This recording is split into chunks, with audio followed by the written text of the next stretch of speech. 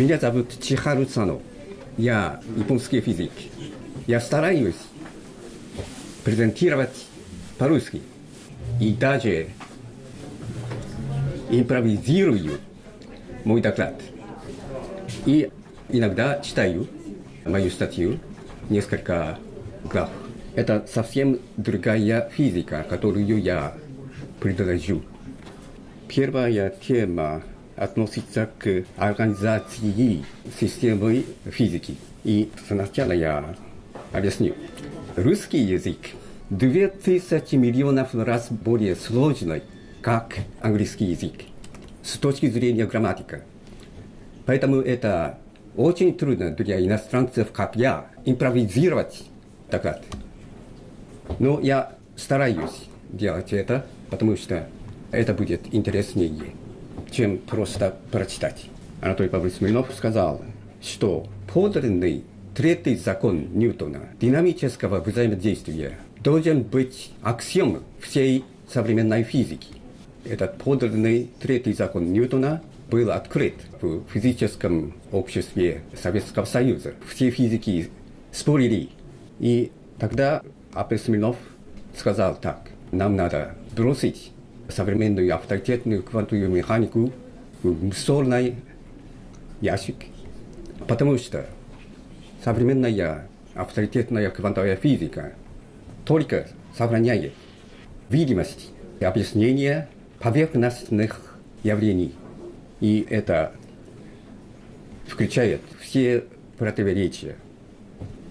И это невозможно своими силами исправиться. Благодаря, может быть, подлинного третьего закона Ньютона сейчас существует возможность исправить квантовую механику. Организация системы физики. Глава 1. Дискретная математика. В конце XIX века Анри Пуанкаре доложил, что невозможно вычислить точную позицию частиц, используя интегрирование и дифференцирование. Но его доказательство ошибочно, потому что он игнорировал дискретность нашего физического мира и нашей математического мира, весь наш мир и вся Вселенная, весь мир математики дискретны. Это не континуальные действительные числа, не существует. С точки зрения фундаментальной математики, такое число не существует. Можно доказать, что это не существует, используя теорию несовершенствования Геделя, которая на основе концепт бесконечности не обеспечена в математике, если это невозможно причислить рекурсивно.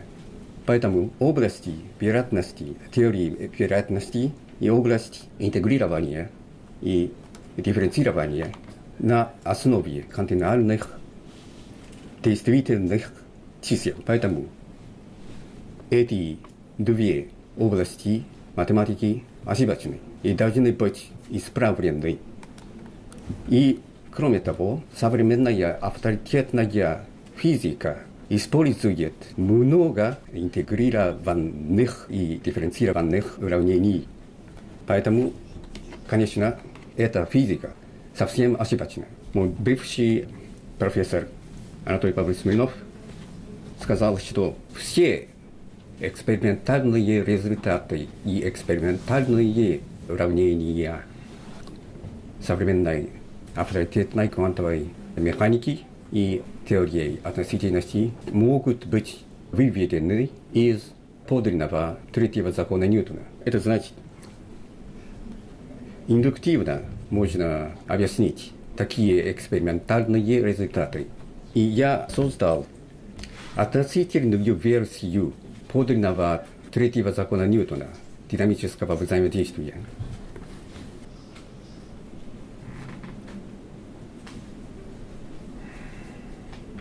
Это если напишем как уравнение, подлинный третий закон Ньютона – это сила, скорость, страны действия, и это сила и скорость стороны противодействия. И относительная версия таково уравнение, которое я вывел, это масса, это скорость света, это скорость частицы, и это боковая масса, и это скорость света.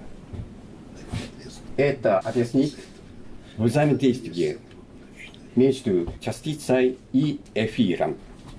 Это означает скорость вращения. Это означает прямая скорость вдоль тангенса орбиты поворачивания. И эта скорость частицы можно превышать скорость света. Эйнштейн писал похожие уравнения таким образом. Вы понимаете?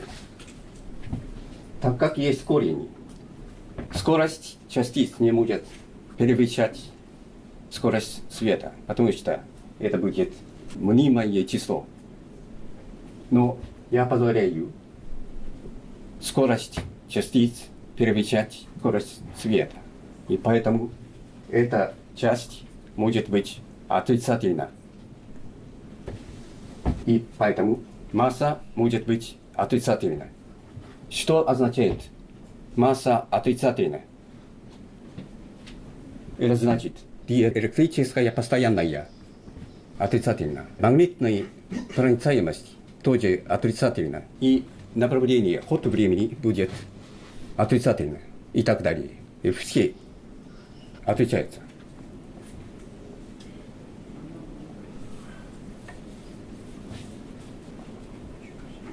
Я скажу, что используя оба уравнения, можно дедуктивно объяснить практически все экспериментальные уравнения и все законы физики. Например,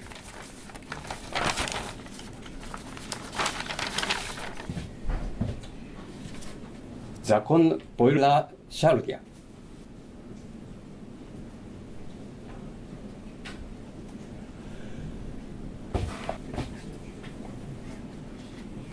Газовая постоянная, да? Это давление, это объем и это температура. Можно вывести это уравнение из такого.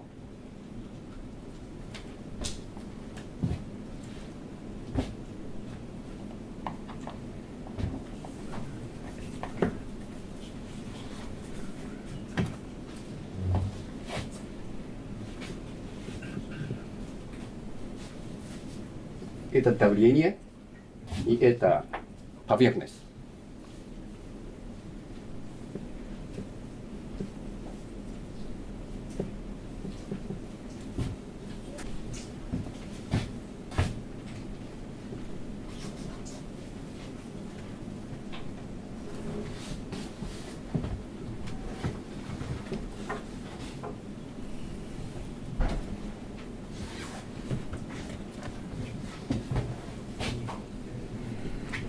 Это объем, это скорость. И А.П. Смирнов сказал раньше, что температура должна быть. Я уточняю.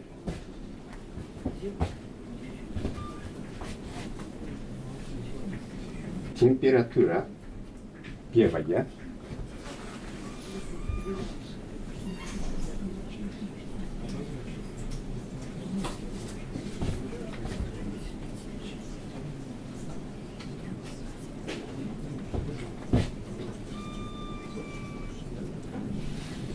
Таким образом,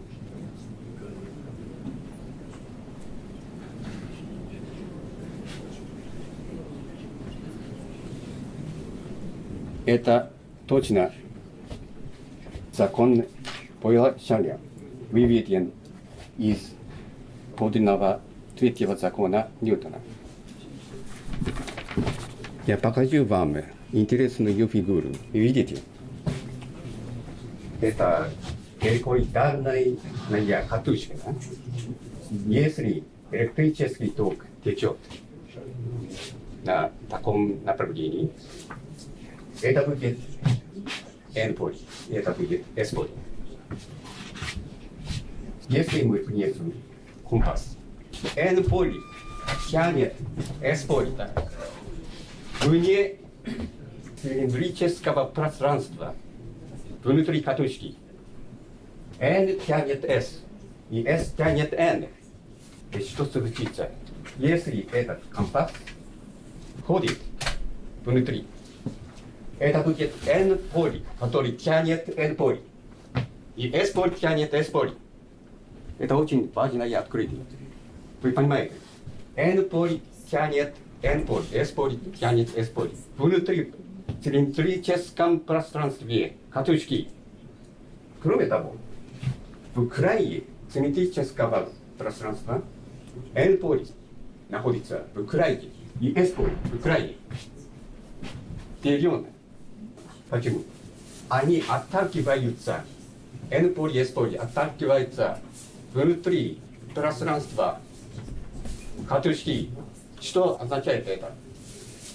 Внутреннее пространство катушки отрицательной магнитной проницаемости. Внутри катушки меняется поляризация.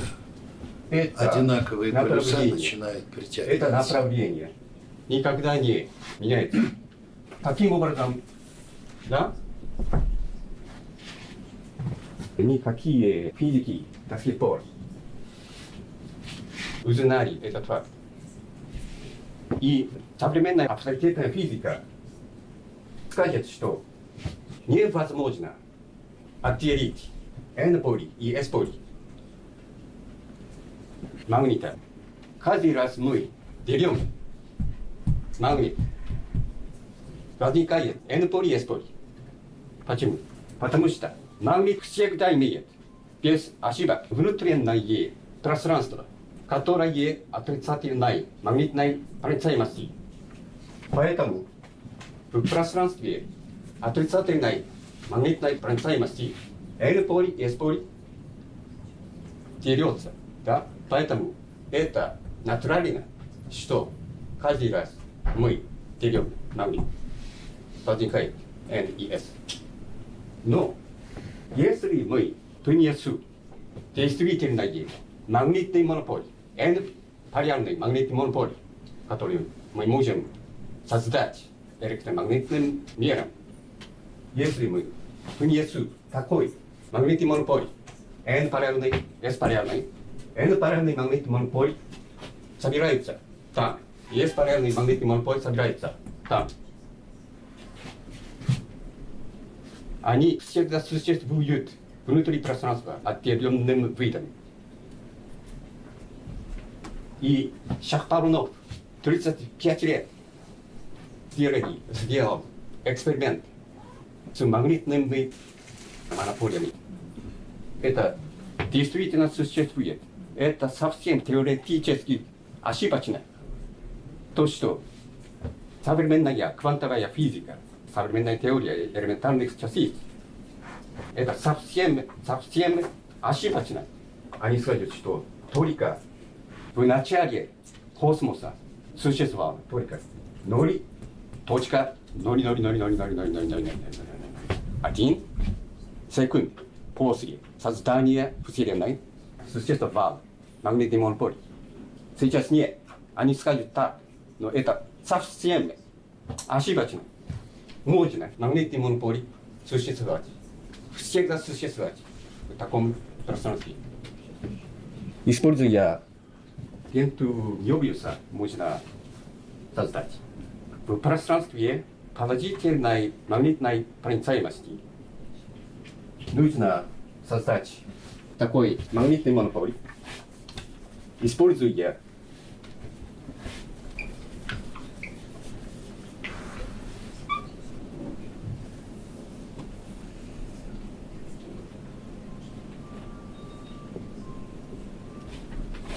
electric circuit, как сказать, сеть, да?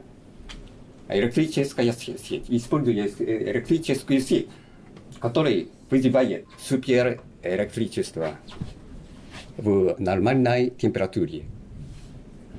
Благодаря фарадейской электромагнитной индукции. И можно создать такой магнитный монополий. Мы поставим электропровод здесь. И сначала это будет 0 полей в центре. И это будет, например, S-полярный магнитный монополь, который будет вызван в поверхности. Это 0 поль. Это не N, а 0 поль. Но если мы поставим такой магнитный монополь внутри пространства катушки, это будет центр. В центре магнитный монополь будет концентрирован. И это будет находиться в крае. Да?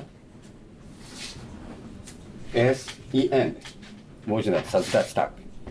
Всегда существовать в таком пространстве. И другой интересный факт. Я говорил о постоянной Планка.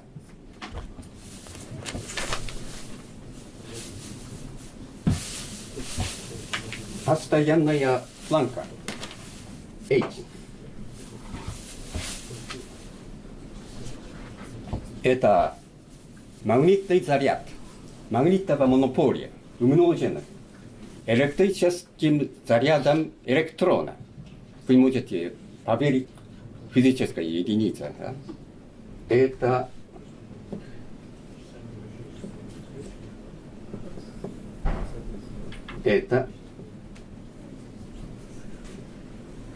ампер секунд. Если мы отделим постоянная планка электрическим зарядом электрона, мы достанем магнитный заряд магнитного монополия. Таким образом, я достал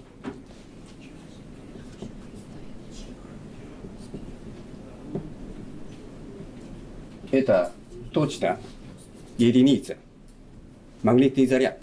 И мнимая постоянная.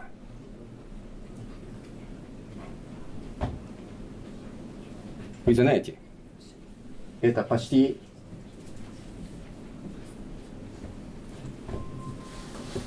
это мнимая постоянная электричество. Есть тоже мнимая постоянная магнетизм.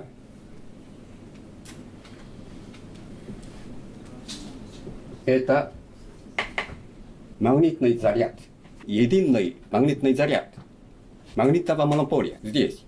И что означает это? Это скорость распространения магнитного поля. Это была скорость света, да? Или скорость распространения электрического поля. Сейчас это скорость распространения магнитного поля. Это гораздо больше, чем скорость света. Это против того, что Эйнштейн сказал. Я вывожу такую величину там, и мы достанем магнитную проницаемость вакуума. И нужно умножить тоже постоянную планку. И таким образом мы имеем все величины. Это мнимая постоянная и магнитный заряд магнитного монополия и магнитная проницаемость вакуума и постоянная планка мы достанем. И можно вычислить величину распространения магнитного поля. Результат 2.8143 вынуждена... Извините. Это так. Это более чем около 100 тысяч раз больше, чем скорость света. Потом я вычислю скорость распространения гравитационного поля. Что означает это число? 137. Это означает, что сначала Вселенная была очень-очень огромная сфера. Я вывел, что величина имеет такое отношение. И можно заменять x и t. Поэтому наша система координат имеет тетраэдрные координаты x, y, z. Оси x, оси y, оси z и действительная ось времени t. Это не ИСТ. Миковские координаты совсем ошибочны, потому что x, y, z и ИСТ прямоугольный. X оси, y оси, z оси. Если движение произойдет на направлении x оси, время не изменяется, абсолютно не изменяется. Поэтому возникает вопрос, как современная авторитетная физика определит скорость? Скорость означает дельта t, дельта x. Даже если вы двигаете в евклидовом пространстве, ничего не изменится на временной оси. Поэтому это 0 близко, да? Будет Это бесконечно. запрещено в математике. Такой концепт современной авторитетной физики на основе такой скорости, да, не существует. И кроме того, я скажу, что в пятом дне я говорю о нормальной физической теории НЛО, телепортация, антигравитации и машина времени, etc., etc. Я скажу, что в этих наших координатах это временная ось, действительная ось. И вы понимаете, что если частица двигается на поверхности перпендикулярной временной оси, это движение не вызывает изменения времени. На поверхности, которая перпендикулярной, все движения происходят без изменения времени. Это телепортация, я скажу. Все движения делаются без изменения времени. Американский истребитель, треугольный истребитель, можно летать так, да? Благодаря Биферд-Браун эффект. Биферд-Браун эффект означает, что сила носит самолет на направлении с отрицательного заряда до положительного заряда возникает сила против вакуума. Чтобы носить самолет, не нужна нефть. Если это спокойный электрический заряд существует там, внизу, и если положительный электрический заряд там, спокойный, потом такая сила возникает автоматически. Но в пространстве положительной магнитной проницаемости это будет только уран, который покрывает крыло в американском истребителе. Но если мы создадим такой Биферд-Браун эффект внутри такой пространстве отрицательной магнитной проницаемости, это будет очень-очень эффективно. И можно легко поднять ракет или самолет антигравитацией. И когда двигает этом направлении, тогда эта временная ось автоматически направлена вверху. И сейчас все движения перпендикулярны нормальной поверхности будет телепортацией. Выводы какие скажете, там пару слов? Ага. Ну, Да, я скажу, что НАСА, американская НАСА сейчас в трудности объяснить все явления, которые они видели в космосе. Очень-очень много явлений. Используя авторитетную современную физику, это абсолютно невозможно объяснить все такие явления. ну, спасибо.